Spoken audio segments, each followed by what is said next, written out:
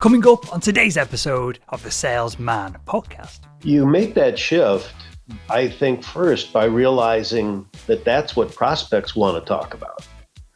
They don't care about your product. They care about themselves, and they have to. It's their job. Hello, Sales Nation. My name is Will Barron. I'm the host of the Salesman Podcast, the world's most downloaded B2B sales show. On today's episode, we have the legend that is Jeff Koser. He's the CEO of Zebrafi, a leading guided selling platform. And on this episode, we're getting into how you can replicate your best customers, why you want to do this, and how to go about doing this as well. Everything that we talk about is available in the show notes to this episode over at salesman.org. And with that said, let's jump right into it. On today's episode, we're going to get into replicating our best customers. And this seems like a basic, a simple question, Jeff, but let me start off with this. Why do we want to replicate our best customers? And then we can get into defining best and what that actually means. Yeah, so the reason we do is because they are the ones that need us the worst, right? We get the most value from our solution. They look like, they behave like, they have the same pain, they have the same critical business issues, and they would enjoy the same positive opportunities from whatever solution we sell that we would create for our best customers. And that marriage creates better opportunity for you and for them. I love this right off the bat. And I don't know if I've ever thought about this, if I'm being honest with you, Jeff, but rather than we want to replicate our best customers because that's where the money is and that's where we can drive the most revenue, it's a mindset shift of we can deliver the most value to them, which makes the sales process easier, more comfortable, scales quicker, deals get done quicker. It makes it a better job to be in if we can get more of the right people. That's it. All those positive things happen, no question. So how do we then start to define, because I'm changing my questions here that I had planned for you, Jeff, just to kind of frame them up in this context. How do we then let's start off. How do we then define who are the people that we can add the most value to? So we actually have a process for doing that. And there's free materials on our website. One of them is called How Do You Build Your Zebra? And a zebra is just what we call a perfect prospect. And we break it into 7 attributes. But the interesting thing about that, and I won't go into those because they can go look that up. But sure. The interesting thing about that, Will, is that even though we've written a book about it, and our publisher said something interesting. They said, "You guys are different. You know, you're different than most companies because you even put your secret sauce in here. Why is that?" And I said, well, here's the curious thing. Companies still struggle with doing it even after we put the secret sauce in the book and even in ebooks that we put out on our website.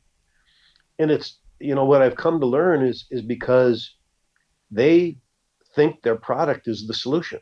And even when they build their zebra, it's still all about the product. And that's the mistake that they make.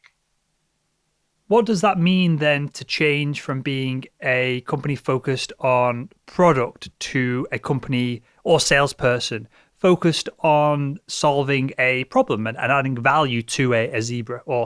You've confused me here, Jeff. I don't know whether I call it a zebra or a zebra, but I think now you've said that a few times, it's instilled zebra into my brain. Well, both work, right? It depends on what continent you're on as to whether or not it's a zebra or a zebra. So how do we then make that shift from I sell this product that does X, Y, Z to I can best serve these individuals because this is the value that I can provide? Well, you make that shift, I think, first by realizing that that's what prospects want to talk about. They don't care about your product. They care about themselves, and they have to. It's their job. That's why there's such a fundamental difference between the buying journey that a prospect wants to go down versus a sales cycle that most salespeople try to conduct. And by shifting to pain, business issues, and value, you're actually making more of the shift to the buyer's journey that they want to participate in. And how then, Jeff, do we uncover what the buyers actually want? Because it's one thing for us to guess at it, right? And it's one thing for even a marketing team to come up with a bunch of new slogans or content and see who clicks on it and where the traffic goes and if it leads to sales. But for an individual salesperson, how do we test or uncover these things? Well, the interesting thing about it is that you ask your best customers. It's such a simple thing. Mm-hmm. It's such a simple thing to say, but you actually investigate why they bought. And you don't turn it into the typical commercial that case studies are, or the typical reference that case studies are. You actually want to understand at the level we call it power. And the reason we call it that is because power, we give it a simple definition. We say power is the person who can buy from you, even if they don't have a budget for it, as long as you present a business case that makes sense to them. So what you want to do within your customer base is you want to find out who was the person that at an executive level approved the purchase. And it's probably not the day-to-day user of your solution. It's probably a person that's one level, maybe two levels above that. And what pain did that address for them? Or what critical business issue did it solve? Or what opportunity did it create that was compelling enough that they approved it? And then you want to ask, what was that? What was that pain, CBI, or opportunity? And ideally, before you're done, you also want to quantify it. So if it was solved, and assuming they're still a customer, you did solve it, what measurable value was actually created? And then you've got the makings of understanding who buys from you, why they buy from you, why they continue to buy from you.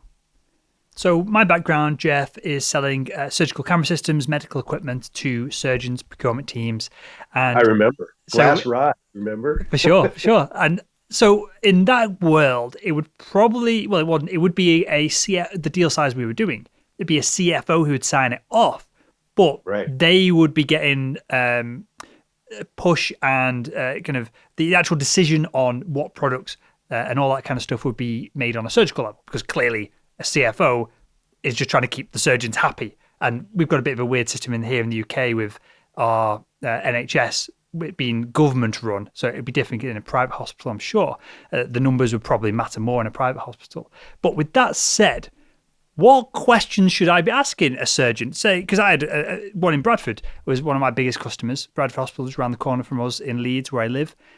I couldn't imagine myself going to the surgeon and saying, "Hey, Mr. Blah blah, what pain did we solve for you with this new HD camera system?" He'd look at me like I was, a bit of an idiot, and because the conversation I'd be having would be around at the theatre, there'd probably be the patient on the table and be mid-procedure as I asked that question. So, what questions could we ask to uncover that kind of information without asking what is, a sales business kind of question of what pain are you in? That doesn't translate then to, a surgeon or perhaps people of that kind of nature. It doesn't translate to anybody. It's not just surgeon. It doesn't translate to power. What power expects is that you know the pain that he or she already has, that you've done your homework, and what you're presenting is evidence, which is your research, that you know that they have similar business issues to customers, to your best customers, where you've solved those before. And you present that proof, you present that as research and say, look, I know you have this. So really the issue is it a priority to solve it? Do you care to solve it? Is it painful enough that if I could show you a solution and I could quantify the value of solving it, that you'd listen? It seems like, sorry, Jeff, to interrupt there. And it seems like, Jeff, this is a lot of hard work, and it would be easier just to spam out 1,000 emails to the marketplace and hope that someone responds to them. Is this what sales in 2020, as we record this right now, is this what sales, B2B sales should be, this process of justifying and building business cases and solving these higher level problems? It not only should be, but I think it's the only salespeople that are going to be successful, and that's actually proving more and more true, with the current world situation. To sell, most of us are now selling via webinars of some type, right? So we're using Skype like you and I are here today, or Zoom, or Teams, Microsoft Teams, or the older WebEx solution, right? And to sell in that environment, you have to be better than you were before, because you don't get to read the room. Hmm. And you don't even get to, in some cases, if they don't turn on their camera, you don't even know if they're listening. Right? They might be doing email or put you on mute and having a separate sidebar conversation. So you've got to be better than you were before. And if your approach is to send out email that is untargeted, I mean, even good email, because of account-based marketing and just marketing automation in general, even good messaging isn't getting opened today, right? Because we're all busy. Our day has changed, and literally we're closer to home, in most cases in our home. So what stands between us and making it to dinner on time is probably that email from somebody you've never even met, right? So what should then the outreach look like? Should it be that we've done all this research based on our current good customers, and we send over the initial outreach email is a PDF document that outlines pains, issues, the monetary association with all of this, how we can solve the problem, and essentially what would be in a sales pitch? Should that be our first outreach, or is there a number of layers that we need to put in place to make this happen? Well, the best way to communicate with prospects today is to give them something that is targeted. So you do go after the specific groups of companies that you believe have the problem you solve, and to create a message that looks as one-on-one as possible. That's what account-based marketing's goal is to make those in an automated fashion look like they were specific for that prospect. And then give them something that interests them, that they can opt in, they can raise their hand, they can request something of value. And the best thing to offer them of value is something that really does benefit them, but doesn't even directly benefit you. So if you can figure that out, that's the best way to communicate, and then to continue to communicate in that way. Because timing is half of life, right? I mean, the best emails don't get opened unless that topic that they read in the subject line is top of mind at that moment. What would be an example of something that would enable a potential customer to opt in and continue the conversation? What would that look like? You might ask, so from our perspective, a question we ask is, how many deals dropped out of the forecast at the end of the quarter this quarter?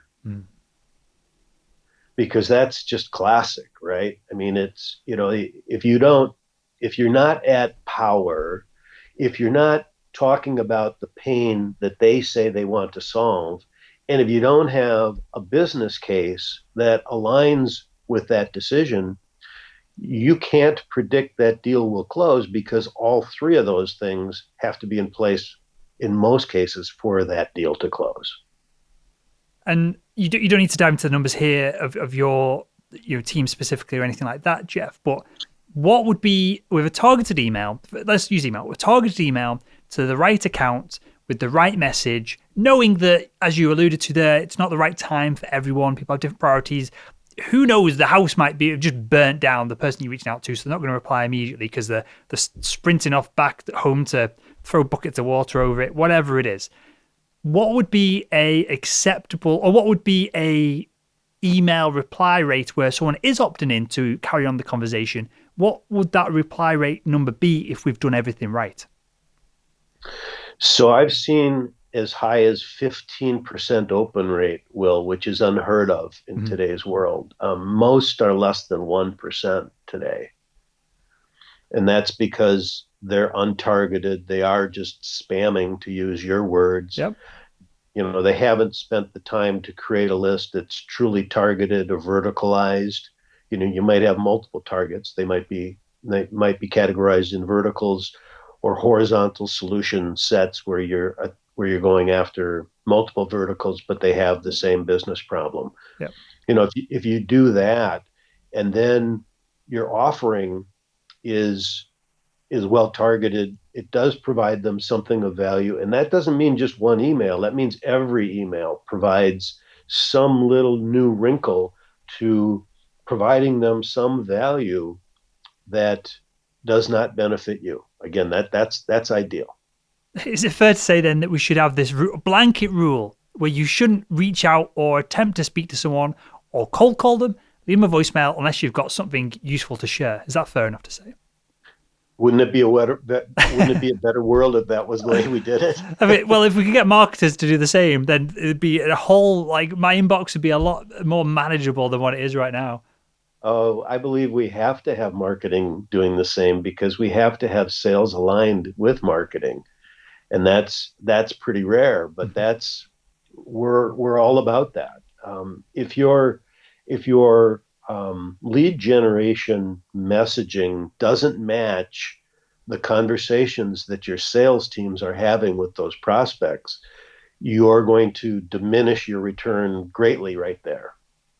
Okay, so Jeff, we've got a initial outreach email that is sharing a value. It's to the right person. It's hopefully at the right time, but clearly we're not totally able to control that. Maybe marketing can add a little bit to the momentum before we get involved in the buying process rather than the selling process. What does it look like from the initial conversation onward when we're selling to customers that are the best we can get them to clones of other customers? Should we be, in that scenario, very regimented in we give this presentation at this point and we do this, this, and this, or doing larger B2B sales, larger deal size B2B sales? Should we be flexible and reactive, which is traditionally what I feel like what happens in the sales process? So if you take out the reactive word, it's a combination of both. Okay. So I wouldn't want to be reactive because I wouldn't want to be led by the nose by the prospect because they don't respect you if you are. But I do believe that B2B sales, not only can be guided, but should be guided. I mean, that's actually what our solution is. Our solution is B2B guided selling. That's actually what we do. But major account sales, as you know, are never linear. They never follow. No. It's never followed as written. So that you have to be. It still takes coaching. It still takes training. It still takes sales verve, if you will. So you still have to have good salespeople to do guided selling. But if you give them the right tools, you can improve every one of your sellers from the bottom rung, the middle tier, to the top tier. Cool. I'll get into the tools in a second, but you said something that's really interesting there, Jeff. And we'll go on a slight tangent for a second, and that was the word respect. And I'll give you a quick anecdotal kind of story here from my side. So I've not done any prospecting to get new sponsors on the podcast for 2 years, just because we get so many inbound leads that I've not had to do any. But I thought I've not done any a couple of years. I will do some outreach and test everything that we teach and see how it goes. And the results have been really good. But what I have found is there's a far higher level of respect in the replies, and I'm not looking. I don't care about the buyer respecting me. I'm not seeking their attention. The however you describe it, I'm not trying to get them to love me necessarily. It's great if it happens, but I'm getting a lot more emails now, 2 years on prior to last time I did this, that say, "Hey, I'm really glad that you reached out to us," or "Hey, Will, we listened to the show and there's a good fit of our audience, and the conversations are, thank you for contacting us and giving us this opportunity, rather than, sure, I'll jump on the phone with you if you want to pester me about some podcast sponsorship. Maybe we'll think about it next quarter, and that's how it's been in the past. The show's been running for about 5 years now. So there's a change in the level of respect, and it's just the audience is that big now that most companies in the industry want to be kind of involved with the brand and that side of things. So I'm not trying to blow my own trumpet here. I think we've done a fantastic job, though, Jeff, if I do say so myself. But with all that said, how do we? I guess there's two ways of doing this, right? How do we stop ourselves being disrespected by us doing stupid things? And then on the flip side of that, how do we gain more respect from the buyer by doing things better? So I can answer that question by kind of going back to what you were just describing. You're experiencing. You're experiencing the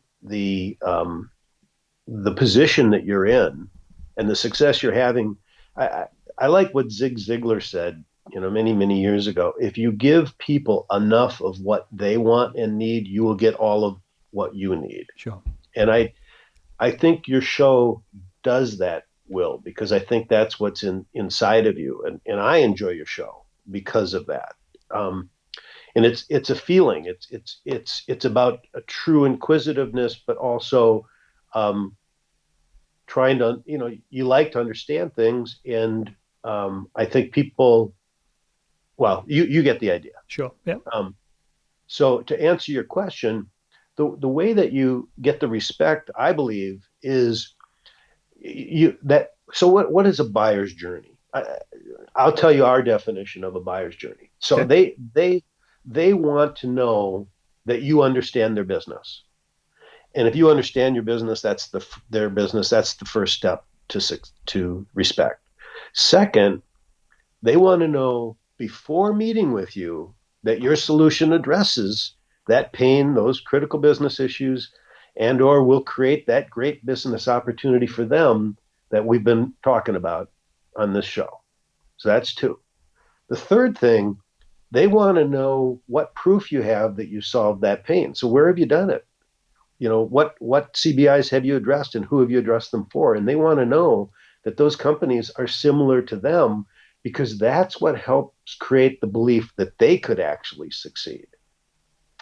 The fourth thing is once your solution has been selected, so you can't start right and end wrong. So once your solution is selected, procurement wants to know that a business case that is available, that presents information in a way that allows them to evaluate the decision to actually fund that purchase of your solution versus other similar or even different uses of those same dollars.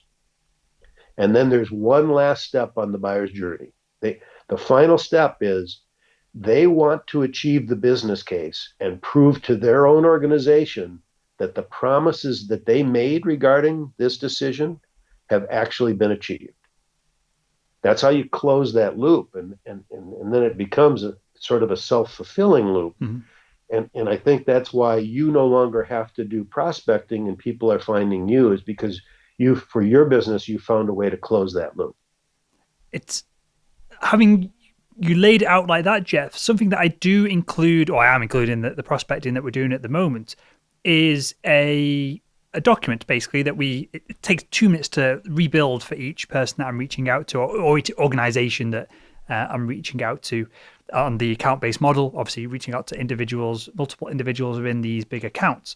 And that is, I have a media kit for everyone, and then I have a media kit for that account itself. And I list brands that we've worked with that are similar to the company that I'm prospecting into. I've got, every time we work with someone and it goes really well, I always really pester these individuals for a quote or some kind of testimonial. So I'll then include, for example, if I'm selling into a CRM company, we've worked with HubSpot, Salesforce, Pipedrive, I'll include quotes from those organizations in that document as well. And it takes genuinely 2 minutes once you've got all of this information together. But I'm finding that the response to that document being sent is that it gets clicked and opened a bunch of times. It's clearly getting spread around within the account.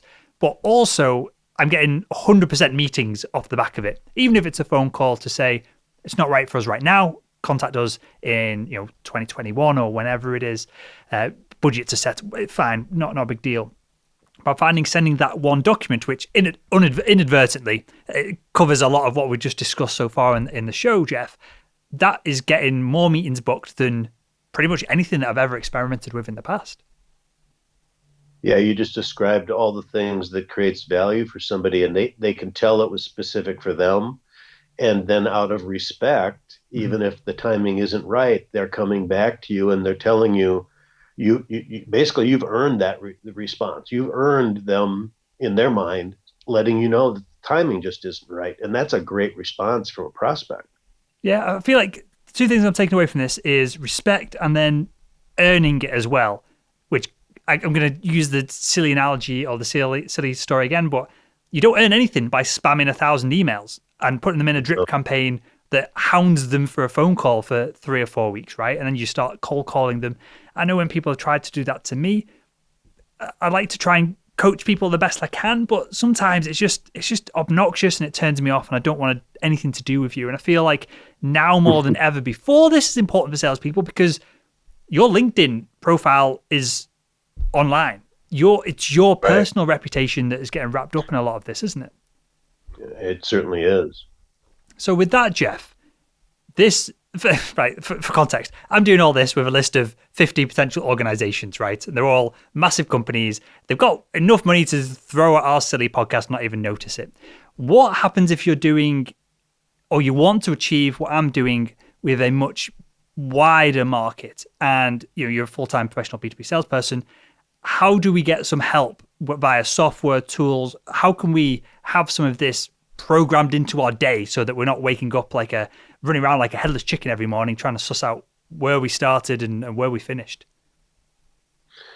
Well, we believe that you can provide today, because of the tools that are available, it's AI and machine learning, that you can actually create a buyer's journey scenario for your sellers to execute. And we've done that. We've dedicated ourselves to that now for quite some time, and live in a software platform that you're communicating with a prospect in a way that they want to buy from you. So it helps sellers make that shift, because it is a shift. There is change, and there's change management in this, because there's so few salespeople out there that know how to sell this way, Will, that it's you have to give them the tools to do it. You have to give them the repetition to do it, and software can do that. And what does that look like? I want you to plug the product here the best you can without it being too over the top, Jeff. But what does a day look like for someone using your software platform over at Zebrafi.com? What does it look like when you log in and you want to get rocking and rolling with all of this? Well, so the first thing we do is help.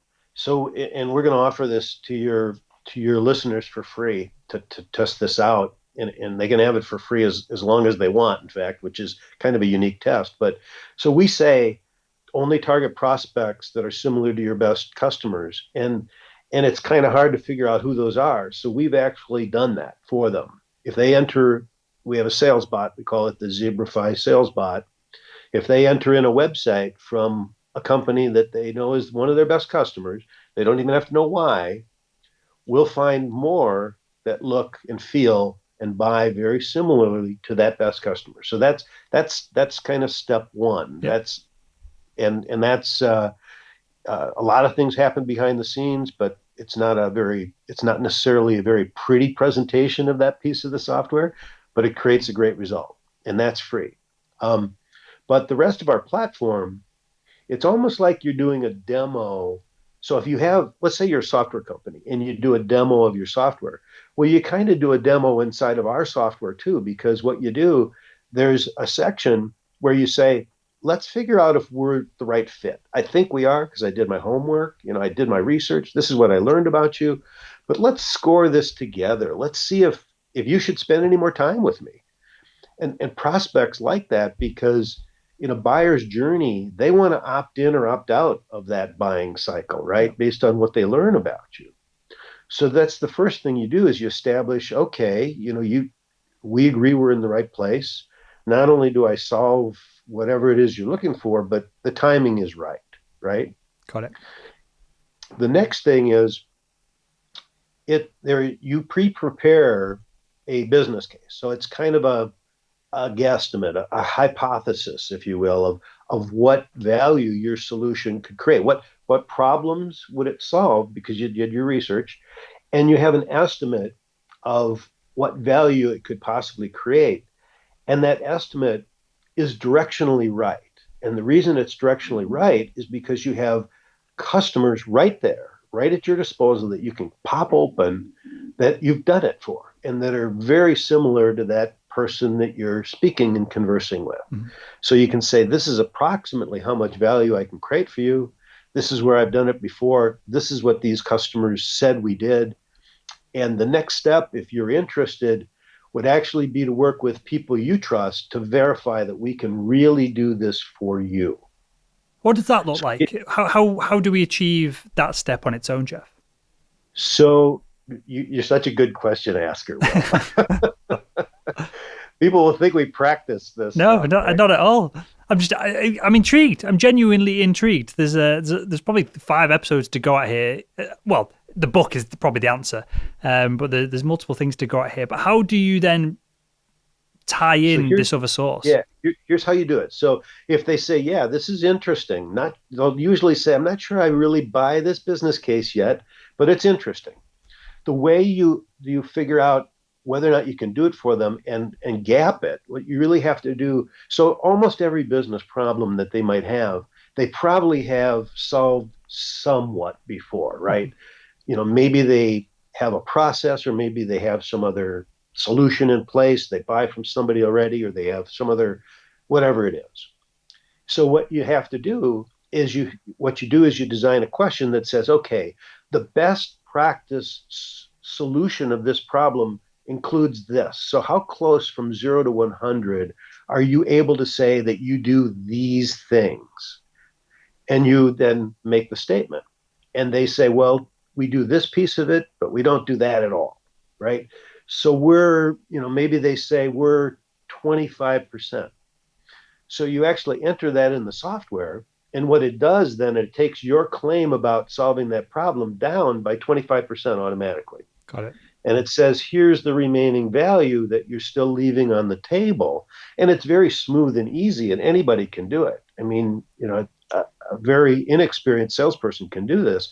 And now what you've got left on that particular business pain is how much value you uniquely can create for that prospect.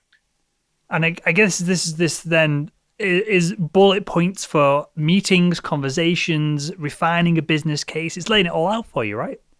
It's all laid out for you. And then with a click of a button, you can literally produce a proposal that addresses that pain and has the complete solution that's necessary so that you can look that prospect back in the eye and say, not only is this possible because I did it, with these companies that are just like you, but I've also assessed your people. I've assessed how much you solved this problem already today.